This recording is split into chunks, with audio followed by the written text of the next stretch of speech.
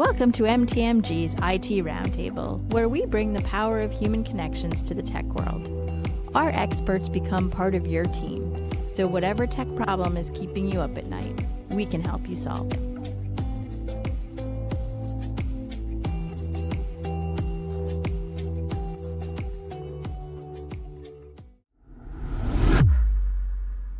Welcome to MTMG's IT Roundtable, where we help clients navigate the complex world of enterprise technology solutions.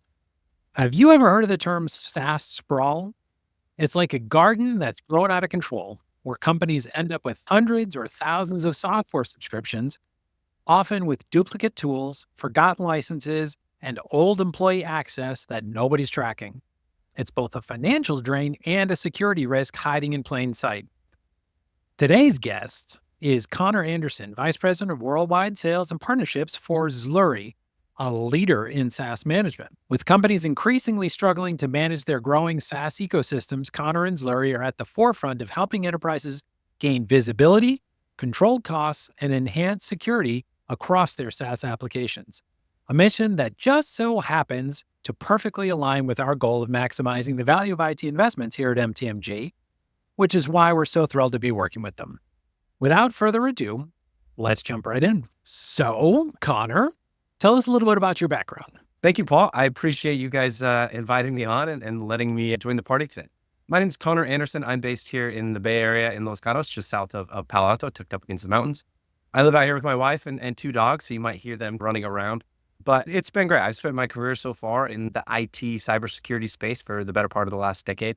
I originally started at Proofpoint, a large player in the email security space. That's where I really learned some of the challenges that IT and security leaders are facing on a daily basis.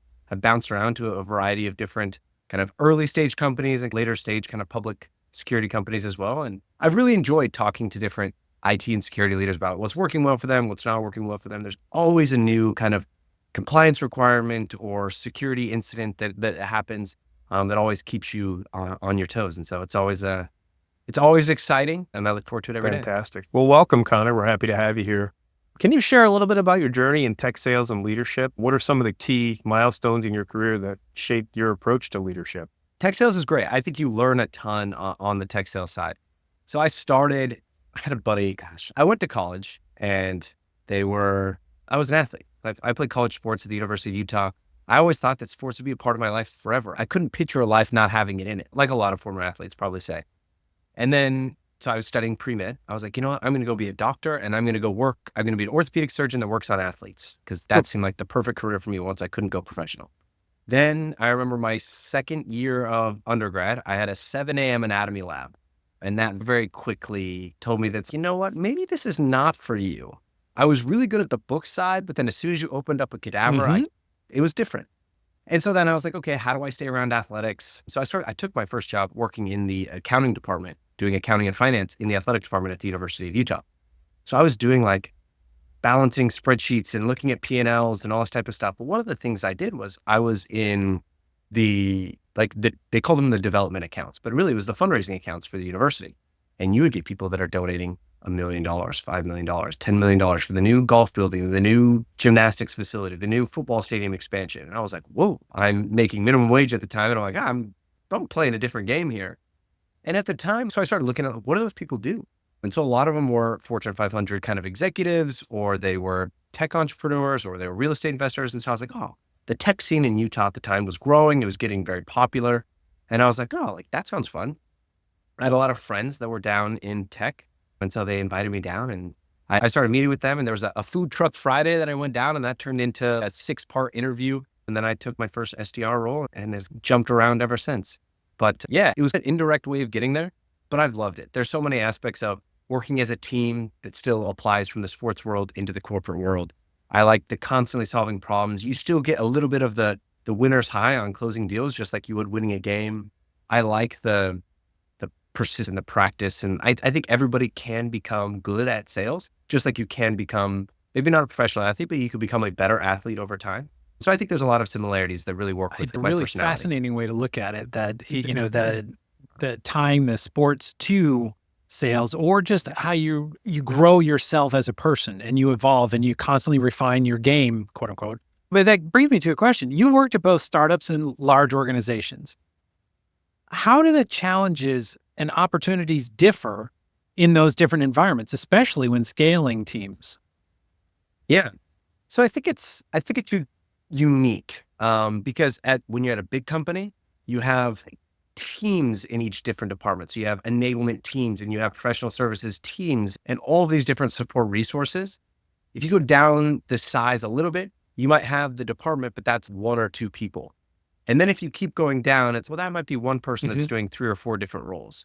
And so you just have to be like, the biggest difference is how much support and resources you do have around you. But at the end of the day, you are still solving problems. And I still think even at the smallest level, there is still some aspect of team solutioning and team sales, right? Specifically in IT and security, right? It's usually a fairly technical type of sale. And so being able to understand the relationship aspect of it and the technical aspect of it and the networking and all the different kind of 3 and 4 letter acronyms that make up the IT and security world, it does take a team sometimes to best serve customers in that sense. So I think the size of your team changes, but there are a lot of similarities within large companies and your smaller organizations as well. Very true. Very true. Let's talk about Zluri, right? Can you give us an overview of what Zluri does and what makes it unique in the SaaS management space? Yeah, absolutely. Zluri's in an exciting spot. So they're in the SaaS access management space. So we have a couple different modules, but really it started with, there are so many different SaaS applications out there. There's only going to be more and more kind of software and SaaS as we mature throughout the kind of corporate life cycle. And right now, if I were to ask you, it's, hey, whose job is it to manage the SaaS that we use in an organization? Is it IT? Is it security? D, all of the above, both, right? So it sits in that awkward spot. And like anything in kind of the corporate world, have you ever seen the Spider-Man meme where they all look like each other, they're all standing in a circle and they're all pointing at each other? You get that little component a little bit when it comes to managing and controlling your SaaS. So our founders back in 2020 saw that opportunity and they're like, okay, that's a cool problem. That's a big problem. That's something we can solve. And so basically at Zluri, we look at it and we're like, okay, step 1 of kind of managing and controlling and securing your SaaS environment is identifying what's out there. So that's that SaaS management piece of being able to integrate with all of the different SaaS applications you use, either through direct API connections or integrating with your SSO, your IDP, your identity providers. Maybe it's integrating with your HR systems, so your Workdays, your Ripplings, or whatever you're using on the HR side of things. Maybe it's connecting into your financial services, or your financial systems. So we can see yes, your contract for Salesforce says $10,000, but the amount that's leaving your bank account is $12,000. Why are those different, right? Some consumption-based stuff makes total sense, but others, it's like, how do we gain a grasp on what we're spending on, what we're not spending on, who has access to it? So we've broken up SaaS management into kind of 3 different buckets of SaaS. So we'll say the first one is your managed IT, right? This went through your formal procurement process. This followed the rules, right? This is the stuff we like. We know about it. We went through the procurement. It's managed. It's secure. We feel confident in it. Then there's what we call unmanaged IT, which still went through the right procurement process, the right SaaS, but it's maybe owned by the marketing operations team or the sales operations team or a divisional head or president somewhere. And so that's okay, yes, but we still don't have complete control. I get a little bit more uncomfortable with that stuff. And then we've got the shadow IT, the SaaS sprawl, everybody jumped on a corporate credit card and just threw some $9.99 thing on their company credit card and I don't know what's out there. And so we can bring all 3 of those buckets together. And that's step 1 of identifying and discovering all of your different SaaS applications. Then from there, it's okay. Now I know what's out there. What can you do to help me operationalize that? And it's okay. Can we help automate the onboarding and offboarding, the provisioning and deprovisioning of licenses? Can we create playbooks to make it easier and less manual? Can you help me with app requests so my employees can just go into Slack and just send a request and boom, get access to the application as opposed to have to go in and submit a Jira ticket or whatnot and go through that whole process. And then from there, can you help on the compliance side? Can you get into the user access reviews and make sure that I'm good on SOX compliance and SOC 2 and all that stuff? So bring that whole platform together. And so we call that our unified SaaS access management platform. And that's the space that Zluri's in today. No.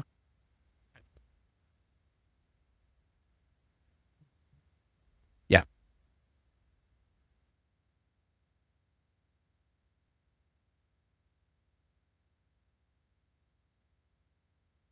hard saying that, hey, you should have done this better, because nobody knew that SaaS was going to be as prevalent as what it thought, right? Go back to 2020. Nobody knew that remote work would be a forever thing, not a temporary thing. And so there's some things of like a standardized app procurement process. A lot of companies still don't have that. It's, hey, this business leader, hey, this manager needs this application for their team. So they go to finance, get the budget approval, great, and then go and purchase it. And then almost becomes the IT administration security is an afterthought of, oh, by the way, we bought this. Can we do something about it? So having that standardized process is a best practice that we've seen in the organizations that have the best control on that shadow IT. There's so many options. So getting visibility, right? It's really hard to manage what you don't know is even there, right? With the shadow IT, if you don't know it's there, there's nothing you can do to control your data from leaving, like the data loss kind of use cases or insider threats with employees leaving your company and then still having it. It happens more often than you would think around companies that have removed access, but never deprovisioned the license from that individual. And so understanding that subtle nuance is also a big thing. But I think it's really just getting everybody on board, right? Getting IT there, getting security there, getting your functional leadership there, finance. They all have a role to play on the procurement and utilization of any kind of SaaS within the organization. So you guys obviously did your job well because you've been recognized by several industry groups. But you told me it was the first time that Gartner had created a Magic Quadrant for your specific space, and you guys were named a leader in that Magic Quadrant. What do you think drives that success and how keeps Zluri ahead of the competition? I feel like I could give a lot of reasons of bragging about how great I think Zluri is, but I think that was a big milestone for us as a company, right? It's something that we were really working towards on putting in the time, investing in the R&D side of it, and really making sure that we could provide that visibility, right? This all starts with being able to discover and see everything. Nobody wants a SaaS management platform that can show me 40% of the SaaS applications in my environment. That's not as great of a use case. And so I think for us, it was a testament of all of the years and focus on building that discovery engine, building out all of those integrations, and making sure that we can provide that complete visibility into someone's kind of SaaS ecosystem. So that was a very good moment for us. It's also been very nice for us to be able to utilize that with customers, right? It is a validation of saying, hey, we can write blog posts about how great our product is, and an IT professional is going to be like, yeah, cool, everyone does that. But having that third-party validation is very helpful in leveraging it with customers for saying, hey, go talk to the Gartner analysts. Like they'll tell you they did it, they compared us against these other kind of competitors in the space. And it does help sell when you're not in the room. If that makes sense. One of the best things you can do is have it being sold for you without you having to do it. Totally. That is the best way to do it if you can. But I want to talk about cybersecurity these days. It is so top of mind for so many organizations. And now if you think about it, with all of these open SaaS subscriptions and some of this ghost product that's out there, how does Zluri's platform help companies address this and also from a compliance perspective? Yeah, absolutely. So I think it gives you one spot to be able to go to see all of this, right? I'll take it from the sales leader perspective. I remember before I joined Zluri, the company that I was at, I was trying to understand how many ZoomInfo and Salesforce and Outreach. There's so many different SaaS tools that I use as a sales leader to run my teams. And I was like, oh, when is that renewal? When is that due? How many licenses do I have? If I add 10 more people to my sales team, do I need to go get 10 more licenses? Do I already have those? And then it's, oh, okay, John left the team a little while ago. Do we have all of John's stuff back? Have we taken that license? Can I give that license to Susan, my new hire, right? And so I didn't have a spot to do that. I was constantly emailing and slacking different people in IT and on security, but hey, are we good? And so being able to have one central spot to bring all of those teams together is super, super helpful. But I think on top of that is the automation process, right? It can go from an employee putting in a request in Slack saying, hey, I need access to GitHub, Jira, whatever SaaS application you're looking for. And then that'll automatically create the ticket. It'll go through the approval process all through Zluri. And then it'll kick out on the back end, provision or deprovision the license. Then when they're done, it will remove access and close loop remediation, completely close out that ticket. So not open up another ticket for IT to go and, I got to go deprovision this and remove it manually. But it'll completely automate that whole process to allow IT to go focus on the more kind of strategic business objectives, that never-ending list of to-dos. It allows you to go focus on that as opposed to dealing with Jira tickets for different app requests. Very interesting. Let's talk about where this is all going. I mean, what do you see as the next big challenges or trends in the SaaS industry, security? How is Zluri preparing for these? Would it be a podcast if you didn't say the word Gen AI at some point throughout it, right? But I think there is some aspect of Gen AI has made it even easier for people to become builders, right? You see the no code stuff, you see all of that. And so it's, each one of those becomes another little home built, smaller application. Each one of those will need to be identified and secured and managed and given access and taken access and all that. So if Gen AI has the impact on the world that most of us think it will, all of those will become additional SaaS applications that we'll need to grow and manage. And so I think from the Gen AI aspect of everybody being a builder, I think that will have a big impact on things. I also think if you had to bet on, I think there'll be more SaaS 10 years from now or less SaaS, probably going to be more like flashback 10, 15, 20 years ago. We didn't use Teams. We didn't use Slack. We didn't use Google Workspace. That was not really a thing. That was not the tech when people were talking about tech. And so it's, wow, just imagining 10 or 15 years in the future, there's only going to be more software, only going to be more applications.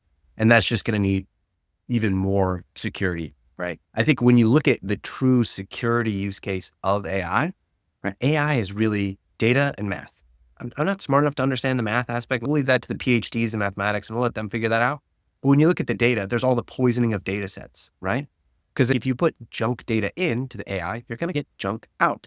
And so anything that we can do to protect the data source that is held in all of these different SaaS applications is going to be very important, because any of that can change all the outcomes on the Gen AI use cases, the LLM use cases, and different things like that.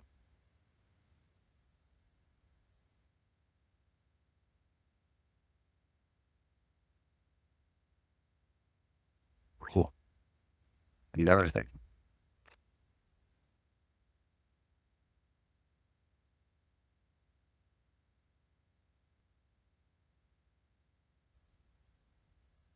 Yeah. And there's multiple different license types, right? You'll have the free version that some people are using. You'll have the $9.99 or $20 a month version that some people are using. And then you've got IT that's officially approved to purchase like an enterprise license for the company. And so you've got 3 or 4 different licenses. It's not, are you using ChatGPT, yes or no? It's yes, you are. And here's the 3 different license tiers and how do you manage each one of those? And renewals are all like, are they on corporate credit cards? Are they going through our formalized process, right? Like, it's a lot. But that does lead me to something. So Gen AI and in the industry is absolutely something that's going to be shaking things up. But what do you see in the future for Zluri? Are there any new products or avenues that you guys are excited about bringing to market soon? Yeah, I think our head of product would want me to keep some of the stuff quiet. As soon as we start talking about it, our sales team will start selling it before it's ready. But there are some aspects around the AI's use case that's already live today in our product, which I think 2 of them come to mind. Is one, if you just want to know, hey, which applications are utilizing AI, like which applications that we have already approved that are in our system are using AI, yes or no, so we can keep track, right? Your legal team reaches out to you, be like, hey, how many of our applications are using AI? Can you give me a list? Well, how long would that take to pull together, right? That could take a really long time if you could do it at all. With Zluri, like you can have a toggle on each one of the apps, uses AI, yes or no, right? And so, if you wanted to report on that, you could pull that report and you could label anything that you wanted. So that's one aspect of AI that's super helpful of understanding which of the applications that are live in my environment are using AI. But even more than that, like we utilize AI for all of our contracts, right? So you can upload all of your contracts into Zluri. That'll help you keep track of renewal timelines. It'll keep track of all of the different license types that you have. And I think even more than that's how we did notice the difference between cost and spend. Cost is what your license is for on the contract. Spend is actually how much is leaving your financial system. And we can see the discrepancy there. If your cost is higher than your spend, then you're overpaying and we can help you save some money there. And same thing on the flip side. It's, okay, you're either overusing it. So we need to look at the cloud usage and say, do you actually want to be using that much? Or it's hey, just so you know, for budgeting reasons, when this renewal comes around, you're going to get a pretty hefty uplift. And so it's just like good to know for budgeting. CFOs love that. I would imagine.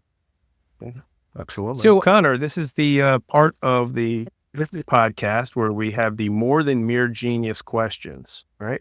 These are questions all about you. Outside of work, what's an activity that you're passionate about?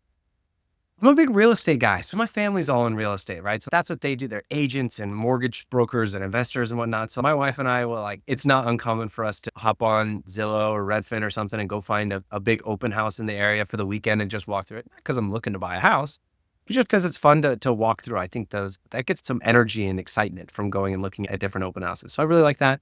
My wife and I are also big foodies. Being in a global role, I've traveled around a lot. So being able to go try different foods of different countries is something I've really liked. The more authentic, the better.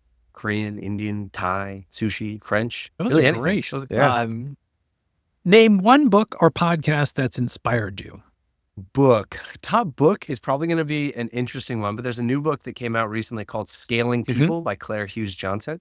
Claire Hughes Johnson was like the right hand for Stripe when Stripe was being built, Google when Google was being built, like the Sheryl Sandberg was at Facebook. Claire Hughes Johnson was. And so she wrote this book. It's more textbook-y than it is like joy read book. But I really like it. It's very cool around how to build people, how to build teams, how to put the organization together. So I really like that. And I think the best kind of sales book of all times is the Qualified Sales Leader by John McMahon. If you haven't read that book, that's probably one of the best. John McMahon was like a 4 or 5 time CRO at BMC and Blade Logic and App Dynamics. Like he was very successful, but he's now got a podcast called Revenue Builders. But I really like hearing his perspective. And that I feel like that's really helped me in my sales leadership journey. Nice. Who was an important mentor for you at any time in your life? Such a tough question. I think when you think about mentor, specifically as someone that comes from like a team background and a sports background, there's so many. I would say early on, it's going to be different coaches. I still remember, I'm still in contact with my little league football coach from little Pocatello, Idaho back in the day. Everything from that all the way through high school and college. And then I think my very first manager, Derek, he was really great on helping me understand that leadership is about people more so than it is about the numbers. And so I think at every single company, I can call out like a handful of different people that I think have been really instrumental to me. At Darktrace, it was a guy named Steve Soar. He was like the Swiss Army knife there. He did any and everything, but he was always there to listen, always there to help support wherever you needed and really be a sounding board for me in my first global role, right? That was my first kind of global experience. And at that time, when you get in your first global role, you don't really know what you're doing, and you work 8 hours in the morning for EMEA, you work 8 hours in the middle of the day for Americas, and you work 8 hours in the night for APAC, and you're like, whoa, this is not sustainable. Someone doesn't do it this way. And so they just like really help mold and kind of shape how you do things. But I think there's it sounds like you've had a lot of good people in your career. That is great stuff. That also is a reflection on you. If you think about it, that you've been able to be such a sponge and are so thankful to these people, that speaks a lot about your character. Which talent that you do not have would you most like to? This is a funny question. It's definitely a talent that my wife has, which I've always been jealous of. My wife can remember every single face and name that she'll ever see. In my career, that would be so unbelievably helpful. I am not that way. I will remember that I've seen you before and I'll remember what we talked about, but I will really struggle to connect a name back to a face. But my wife can do that. Like we'll be walking through a grocery store and she'll be like, oh, that's John. And I was like, yeah, who's John? Oh, we went to elementary school together. I was like, that was 30 years ago. Like, how do you remember this? And she'll just remember everybody. And so I think that would be a wonderful skill that I would love to have. I'm with you on that. I could definitely use that. So you mentioned you're global traveling for your job. If you could live anywhere in the world, where would it be? I have to ask a follow-up question. Is this like forever or is this like a short-term thing? It's up to you. I think if it's forever, be Newport Beach, California. I love it down there. I think it's super relaxing. I love the sound of the water. I just really struggle to have a really strong work ethic while I'm there. Like, it's just like I kick my feet up, relax, play golf, eat good food. So I think like eventually in my life, I would like to move down there, but I would really struggle to work from there. I think the short term, I love big city energy. So being in like a London or a New York City or a Singapore or something, I think that would be really fun for a season of life. Those are great answers. And Newport Beach is just spectacular. It absolutely is. Great.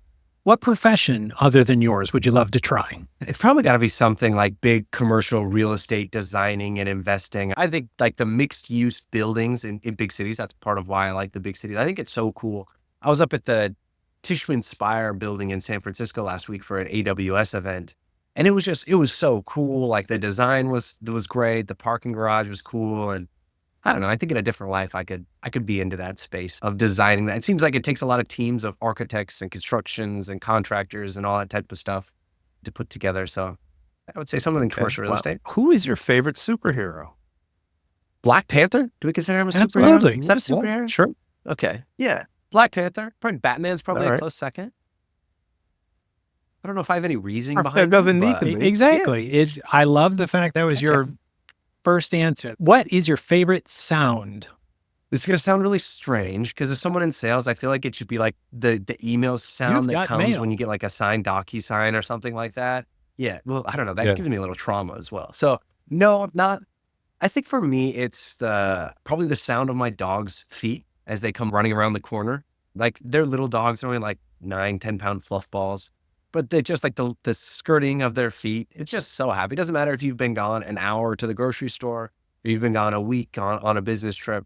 Like they are so happy to see you all the time. And it just puts a smile on your face, no matter how high or low that day was. Like that's always a very exciting point. What is your favorite song when you are stressed or need a lift? It's going to sound strange, but normally when I'm stressed, it's because there's too many things. I'm really good at keeping to-do lists.